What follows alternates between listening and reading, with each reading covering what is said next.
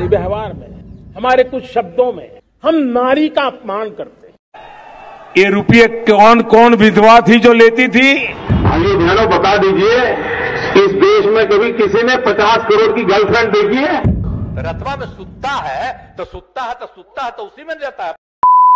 इसमें भी हमारी सरकार के लिए मां की गरिमा, उसका सम्मान, उसका स्वाभिमान बहुत बड़ी प्राथमिकता है। तुम जानते हो, तेरा बाप जानता है, तेरी मां कभी प्रधानमंत्री मोदी तो कभी मुख्यमंत्री नीतीश कुमार, दोनों ने ही किया महिलाओं का अपमान। कांग्रेस भी पीछे नहीं और राजद तो खुले मंच से मां की गाली दे रहा। क्या 2025 बिहार विधानसभा चुनाव में मुद्दों की बात नहीं, गालियों पर बात होगी? आखिर क्यों चुनाव में नेता मान मर्यादा भूल जाते हैं?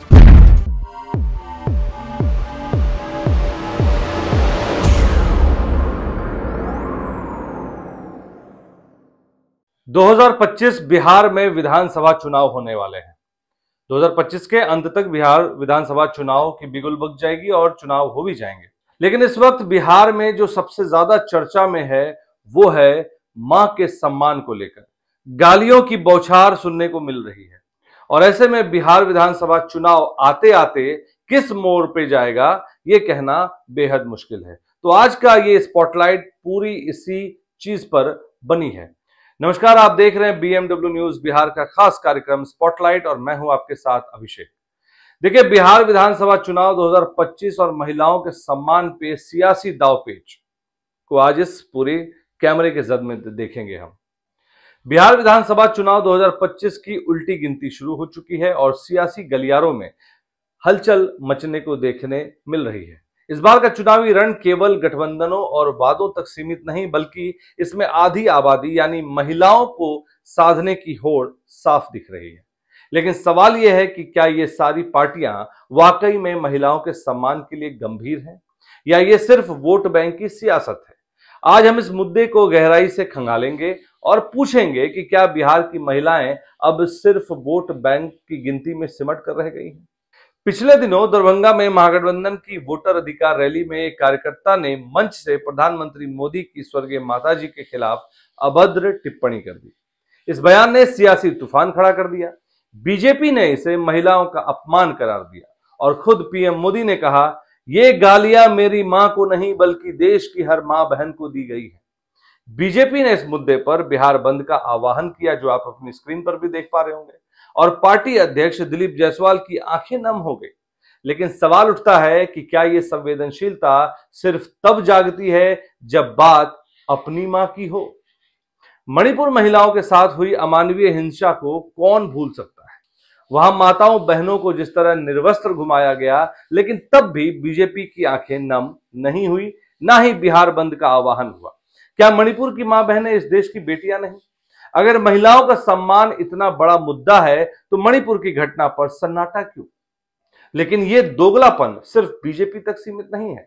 महागठबंधन के दल कांग्रेस, राजद और यहां तक कि जेडीयू भी इसमें शामिल हैं और पीछे नहीं है।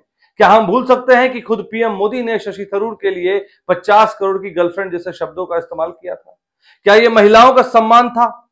दूसरी ओर बिहार के मुख्यमंत्री नीतीश कुमार ने विधानसभा में महिलाओं के प्रति जो आपत्तिजनक भाषा का प्रयोग किया था, तब बीजेपी ने चुप्पी क्यों साधी थी?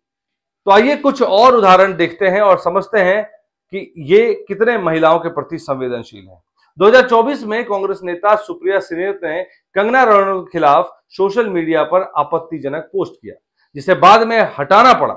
समाजवादी पार्टी के आजम खान ने 2019 में जया प्रदा के खिलाफ अभद्र टिप्पणी की थी। एक मौलाना ने तो अभी हाल फिलहाल अखिलेश यादव की पत्नी के लिए अपशब्द के प्रयोग किए थे, वो भी एक लाइव टीवी चैनल के दौरान, जिसकी चौतरफा निंदा हुई।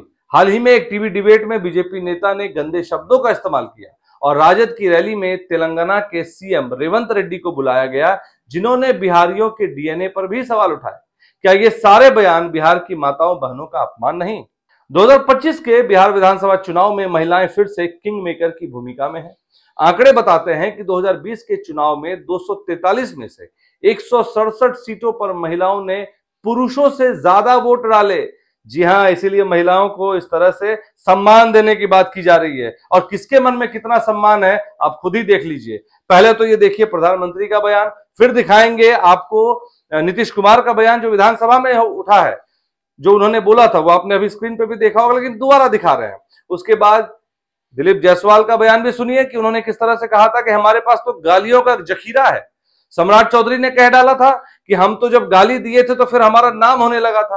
तो भाई कितना सम्मान करते हैं आप खुद ही टटोलिए और समझिए कि महिलाओं ने पुरुषों से जब ज्यादा वोट डाले तो महिलाओं की बात क्यों नहीं करेंगे। हमारे व्यवहार में, हमारे कुछ शब्दों में हम नारी का अपमान करते हैं। ये रुपये कौन कौन विधवा थी जो लेती थी?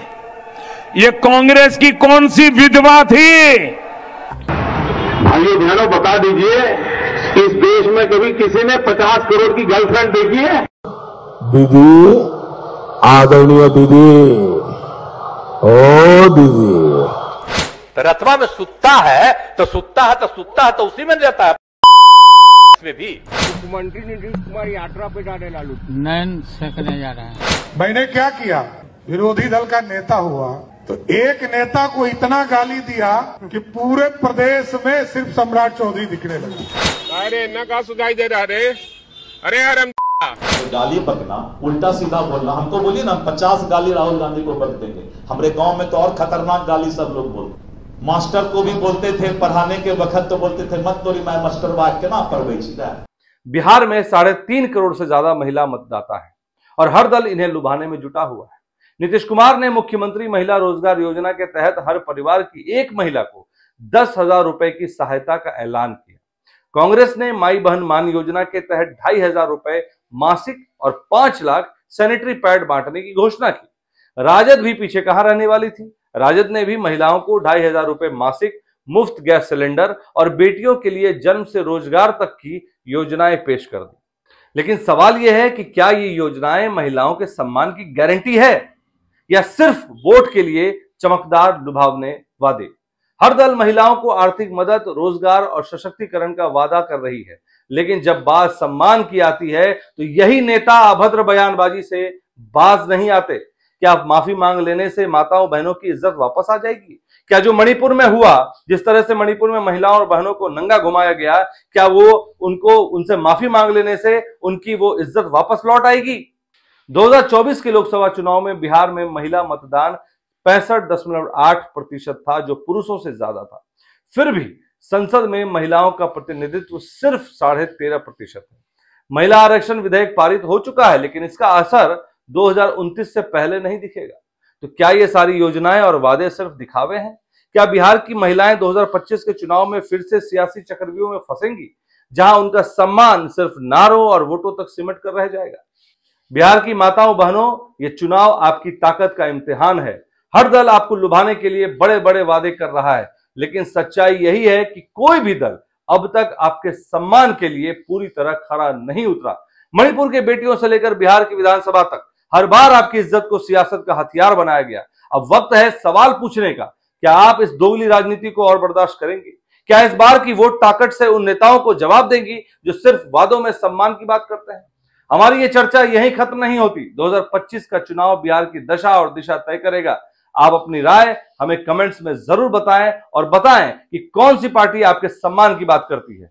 बीएमडब्ल्यू न्यूज बिहार के साथ बने रहें और देखते रहें स्पॉटलाइट, हमारा ये विशेष कार्यक्रम। और अगर आपको ये कार्यक्रम अच्छा लगा हो तो कमेंट में जरूर लिखें, और अगर ज्यादा से ज्यादा शेयर करेंगे तो हमें भी अच्छा लगेगा। और मैं बहुत बहुत धन्यवाद देना चाहता हूं हमारे दर्शकों को, जो आपने इतना प्यार लुटाया और हमें 30,000 प्लस सब्सक्राइबर तक पहुंचाया है।